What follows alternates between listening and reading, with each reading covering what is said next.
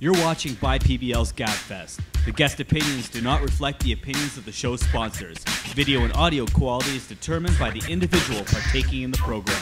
We apologize in advance for any enlightened views of the industry or hurt feelings. Welcome to Gab-fest 2012. My name is Brian McKenna. I'll be your guest host for today. I'm sitting down here with Richmond Italia, the owner of GI as well as ProCaps. We're going to sit here, we're going to ask him a couple questions on how everything's going between GI and Draxis, and we want to see what his thoughts and intakes are on this topic. How you doing? I'm doing okay. By the way, good morning. Good morning. How's everything been? I can't complain. No? Been pretty busy. Yeah, no kidding. With the purchase of Draxis going on, it must be a big thing for you. Well, it's a big thing. It's kind of like coming home, you know? Yeah. I've been gone for quite a few years, and it feels good to be back. Beautiful, beautiful. So for all those people that don't know, how did you get into the paintball industry? Like most of us, I basically started as a player. I wasn't it wasn't an investment or a business decision in any way. Started playing paintball and started hanging around the local paintball field. I mean, this is going back a few years, so. And I spent definitely my weekends, if not even weekdays, playing paintball. Then eventually, the field in which I was playing at most often, I became partners with him at one stage. So that brought me into the paintball world. From that point on, being located up here in Canada, it gets pretty cold. So I decided Montreal was due for an indoor field, and I opened an indoor field along with a store. By the time I was done, I had 4 outdoor fields and an indoor field called Tombstone, which was getting some notoriety back in its day. You know, a lot of U.S. teams were coming to play. During that whole period, I was still a player, playing on some U.S. teams, Bushwhackers, if for anybody who remembers that name. Oh yes. Eventually moved on to Avalanche, Image, Revolution. I guess those were the main teams in my paintball career. So being in business, having paintball field stores, started doing some local distribution, started importing paintballs. Now back in those days, paintballs were only made by pharmaceutical companies. Okay. Originally it was only one called RP Share. And after a few years of doing that, I kind of gave up the fields, the stores, the distribution in order to get into manufacturing myself. And that was the birth of ProCaps. Okay. So, you dipped into the conversation of distributing into Canada.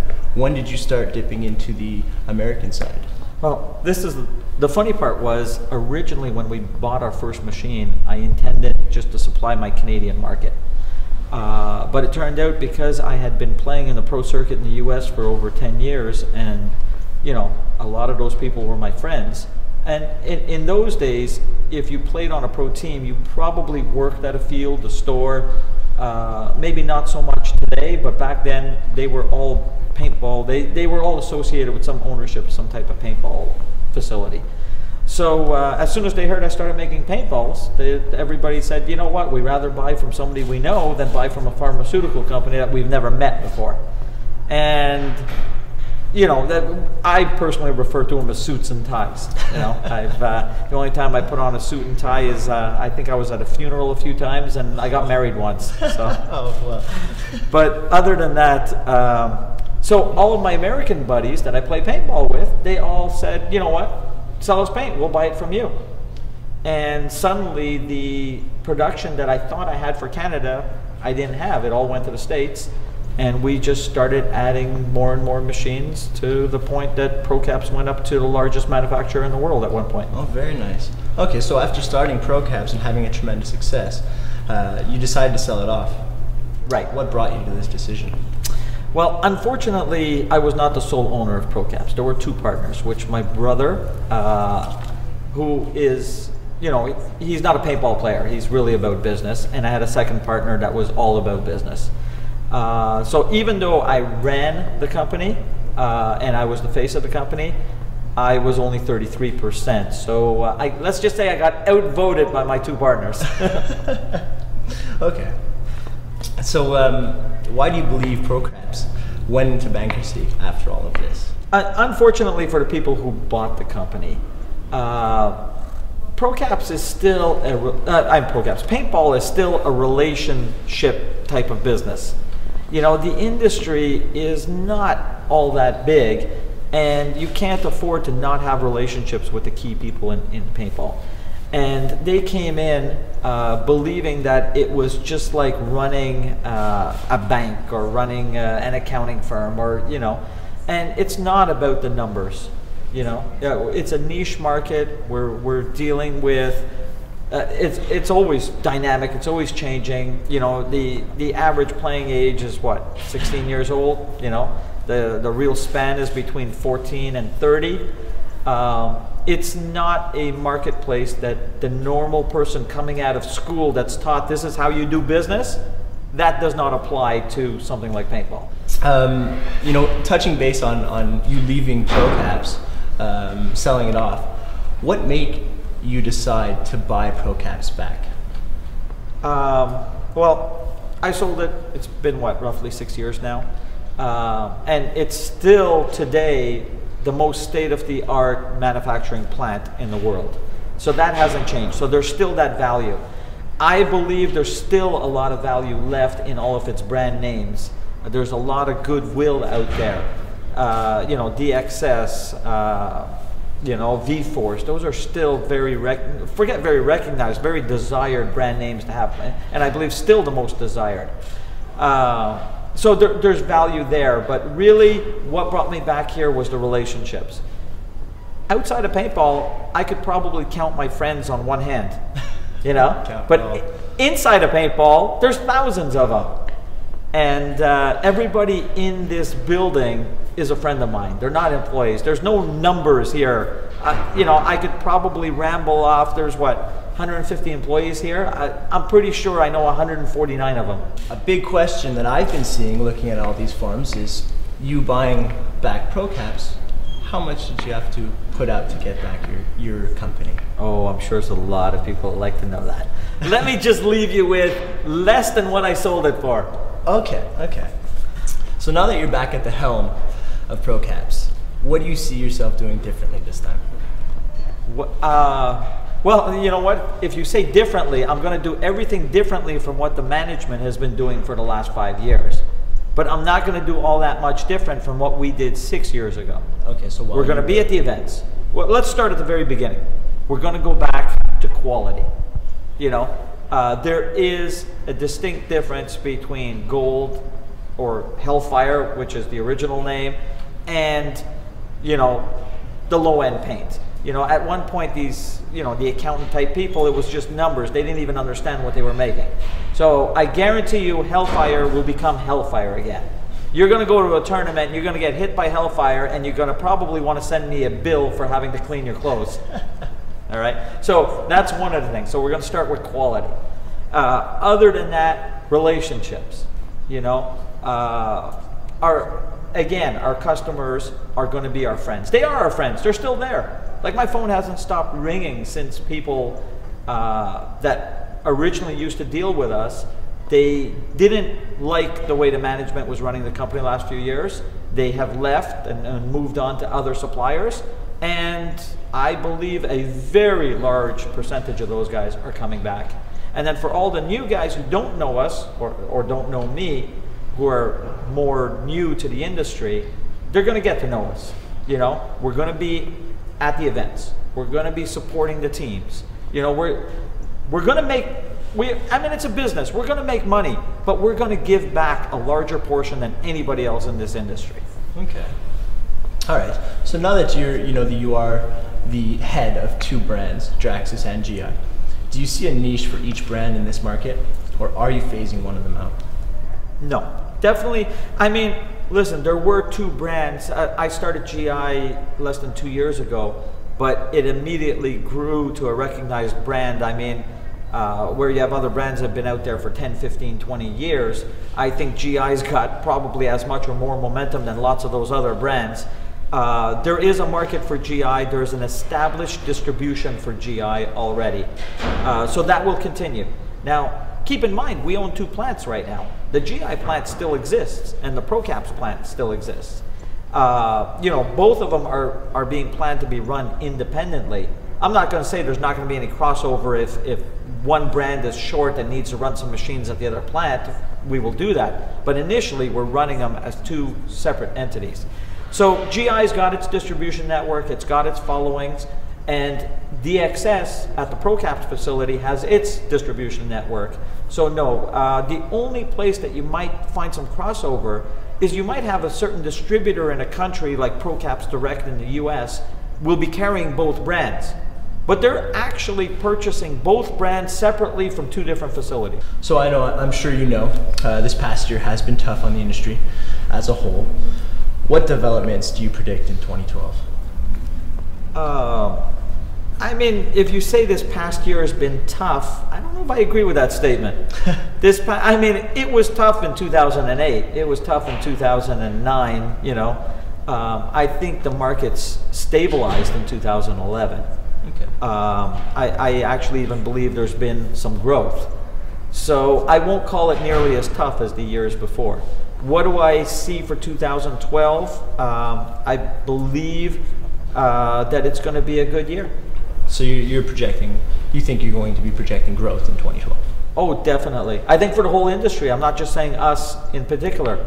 I believe some entrepreneurs have come back into the industry. You know, not just the numbers guys. I think that they will bring some life back into the industry, whereas I'm not saying that the numbers guys didn't or didn't want to, but you really need somebody that initially is a paintball player that really knows how to get into the grassroots and what the grassroots are. I think some of these new people that have come into the industry just don't even understand at this point what grassroots mean. So it's in your belief that you know, to be successful in the paintball industry, you have to start from the bottom. You have to start as a player. I believe so. Yeah. I believe so. There are only two large players now in paintball manufacturing. There's you and Key Sports. Key Sports, however, has more diversity where products are concerned. Are you planning on going in the same direction? I mean, I think they're a little too diverse, but the industry needs that. I mean, Key is a good company. I'm not going to put Key down. But we want to be more in the upper echelon of product lines. You know, we don't plan on catering to everybody in the industry. If you're an established business that's looking for branding, mid-level to high-level product, that's where we plan on focusing. So in focusing in that area, we don't need 2,000 SKUs. You know, we need 20, 30, 40 SKUs. You know, we need the basics that everybody would need to run their business. You know, their tanks, their goggles, their you know, their paint. And we plan on getting, if we're not in them, we plan on getting into them. But we will only go into them if we bring value to the industry. So let me explain that. Like V-Force, I believe, is already a pioneer in the goggle industry. Like nobody, you know, nobody had that quick lens changing system till V-Force came along. You know, and the hard and the soft, you know, was never incorporated into a mask till V-Force showed up. So they're already pioneers in the goggle market. So what we're going to do is, you know, they haven't seen any innovations really in the last 3 years. So we plan on adding to that product line. Okay. As far as paint goes, I mean, ProCaps has definitely been the innovator. You know, going from 2,500 rounds to 2,000, going to 4 bags from 2 bags or 1 bag. You know, changing the standards of quality as far as paintball is concerned. You know, ProCaps has never made the mistake of going into the low-end oil-based paintballs and so on in order to fight on price point. You know, we're definitely going to keep the paint where it is as far as quality goes. Where ProCaps may have been skewed a little bit in the last few years is they forgot what super high-end is supposed to be. They forgot the meaning of Hellfire. That we were going to bring back. What is the meaning of Hellfire? Hellfire means you're going to go to a paintball tournament, you're going to shoot somebody, and he's not going to wipe it off. It ain't going to happen. Okay, so that's what Hellfire was, and that's what Hellfire will be again. Okay. Having been at the forefront of paintball technology in ProCaps heyday, what industry innovations can we expect? Well, There's definitely, I mean, ProCaps has ownership of some technology in the loader systems that they did not exploit. It's definitely a technology that was developed while I was at ProCaps, but they didn't know what to do with it after I left. So you'll definitely see something there.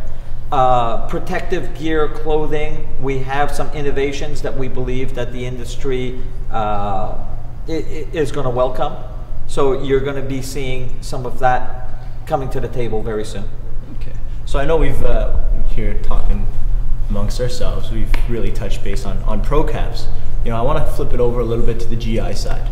Sure. 50 cal. Is it out there or is it dead? Do me a favor, tell all my competitors it's dead. Tell all your competitors it's dead. Yeah, yeah. They don't need to focus on it. They don't need to look at it. Let them go busy themselves with whatever they're doing. And for their benefit, it's dead. But for the player base, let me just tell you, the sales just keep growing. Definitely even more so in emerging markets. Okay. Okay. The issues with 50 cal just not exploding, I believe, were more financial based than anything else. A guy has a paintball field. He's already got 500 guns. He's got 1,000 guns. There is an expense to changing that whole fleet of paintball guns over. So it did run into a roadblock there, and considering the U.S., the recession and everything in the last few years, and not only the U.S., the whole world, I believe that did slow things down. But no, if you want to say the word dead, on a month-to-month basis, the numbers keep growing. Your thoughts on PSP and NPPL failing to merge? A disappointment. It's a big disappointment for you? Very, very big disappointment. We need to, as an industry, we need to show the world what a paintball event is all about. We want paintball to grow. And having two events that are smaller than what they could be, as opposed to one event that just has everybody there and has the real show, would bring a lot more value to our industry. And I think we're shooting ourselves in the foot by splitting the events into two. Of course, there's a recession. Of course, there's the expense of having to go to double the amount of the events, which the players cannot afford to do, the companies cannot afford to do. There is no benefit that I can physically see to have two circuits. Now, does that mean one is better than the other one? No, absolutely not. They're both, the management of both circuits is fantastic. They need more resources. How do they get more resources? Have more players. How do you get more players? Merge the two together. It's a disappointment that they were not able to do that. How would a new player in Canada go about becoming, one of those next top pro players?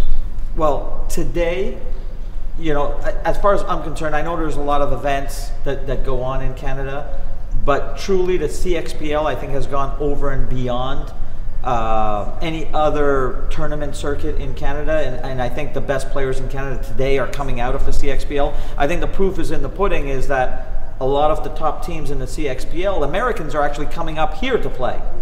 So I have to, give credit where it's due. PBL, I think, really stepped up to the plate and built a circuit that can achieve that. So I today would tell you that, you know what, the best example? I'm going to step back a little bit. Best example.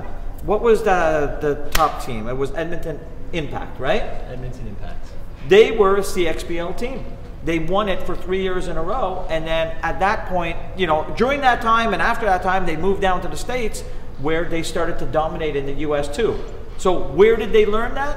They learned that at the CXPL. So we do have a circuit where you can graduate from there to go play the top US events. Well, thank you very much for your time, Richmond. Thanks for watching Gab-fest, everyone, all you guys back at home. It's been a pleasure, and I look forward to seeing what's going on with Draxis and GI in the future. I appreciate the time. Take care, everybody. Thank you, sir. Thank you.